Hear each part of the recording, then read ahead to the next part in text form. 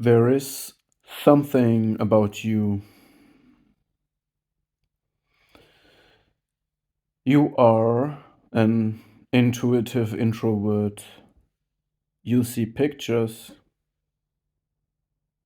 they come to you like an inspiration to a poet. No, not like. They come to you as an inspiration of a poet, like a vision, like archetypes rising up from the darkness of the collective subconsciousness.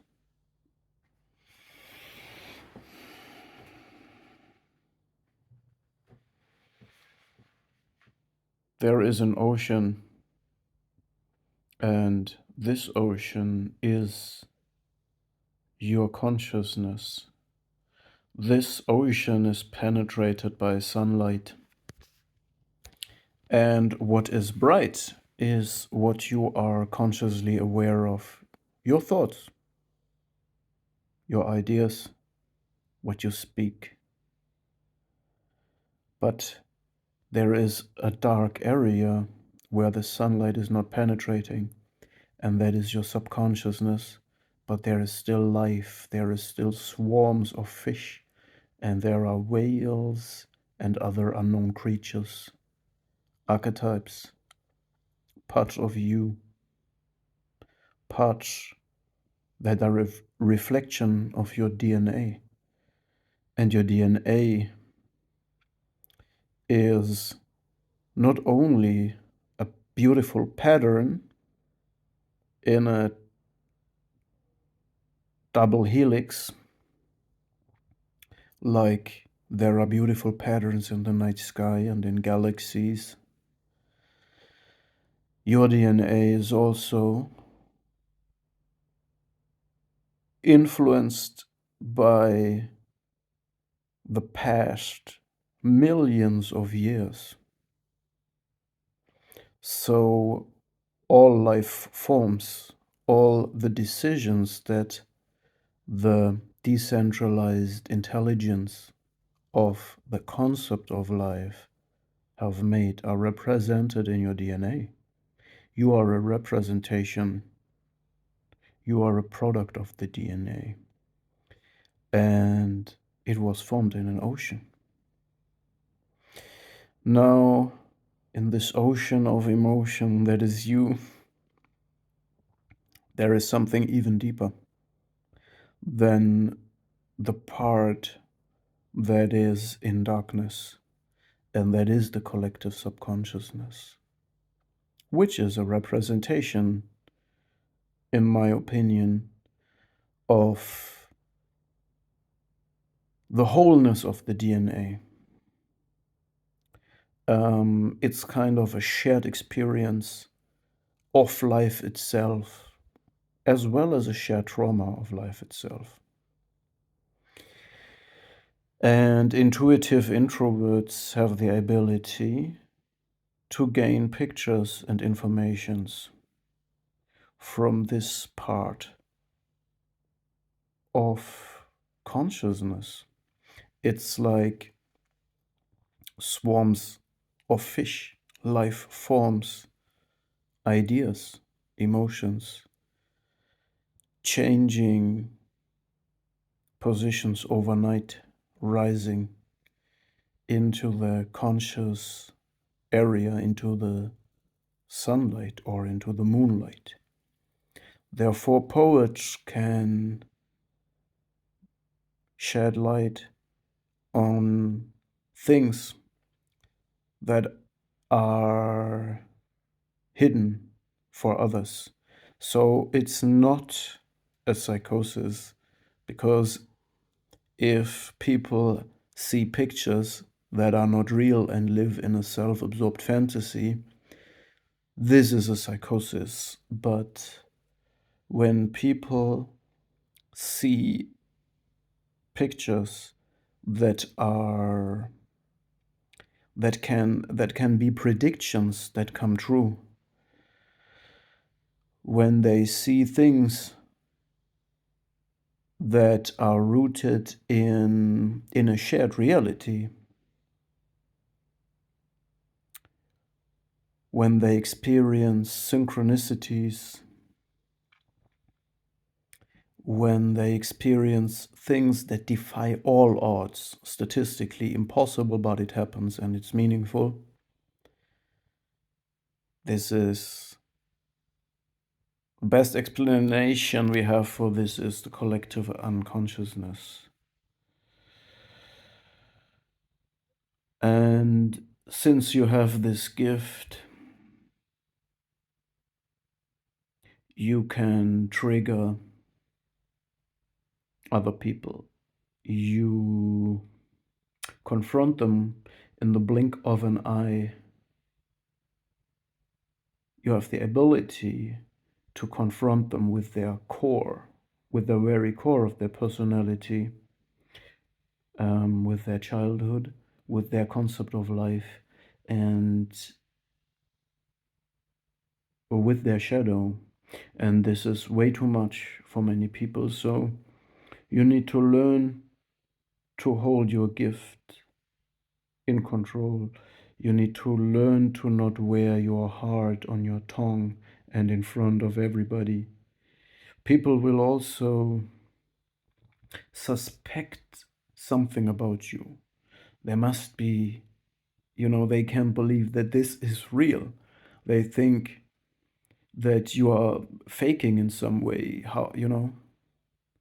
And this is the same why people with high empathy can be fooled. Other people think you are fake because they try to explain you based on their own concepts. And when you analyze these people, you are fooled because you try to analyze them based on your concept of authenticity.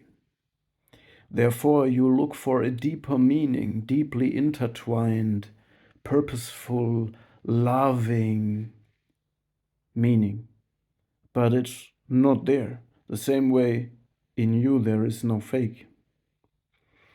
So you need to learn to control your gifts and pictures.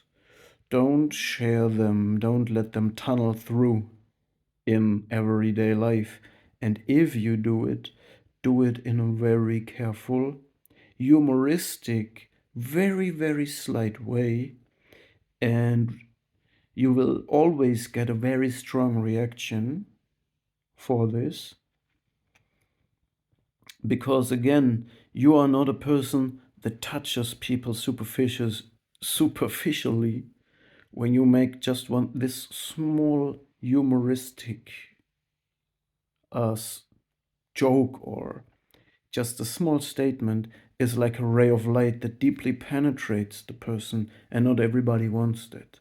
Not everybody wants to be confronted with the very essence of who they are, and they might feel questioned, or their pride might feel hurt if you shed light on a sense of grandiosity that might not be rooted in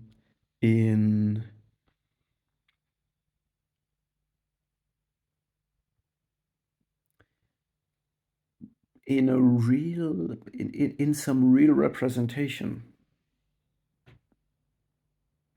because somebody who knows perfectly who they are will not feel questioned or attacked by anything,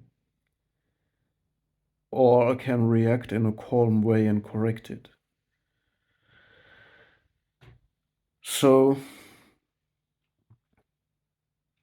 therefore, we must understand that the world is not understanding the pictures we create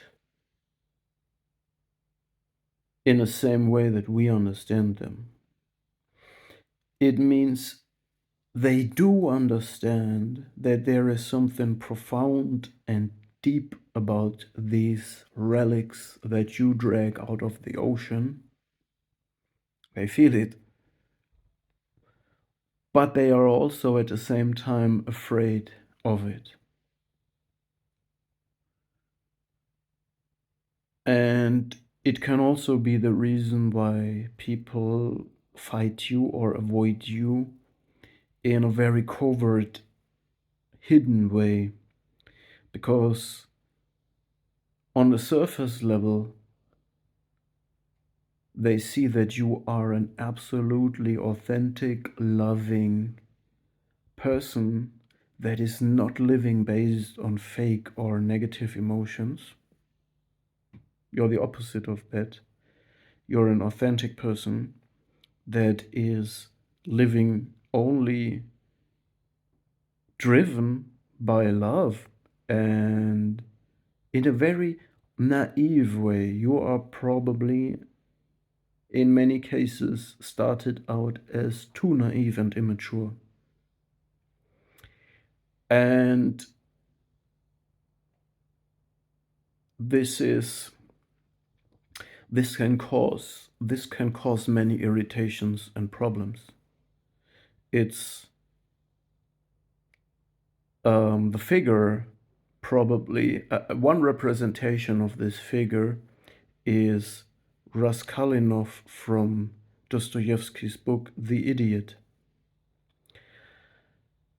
And this is why we need to do shadow work, go through the initiation rite that we lack in a modern world. And we need to appreciate and value the pictures and informations that we get from our subconsciousness, the insights we have. But we must learn when to share them, how to share them, and who to confront with this gift.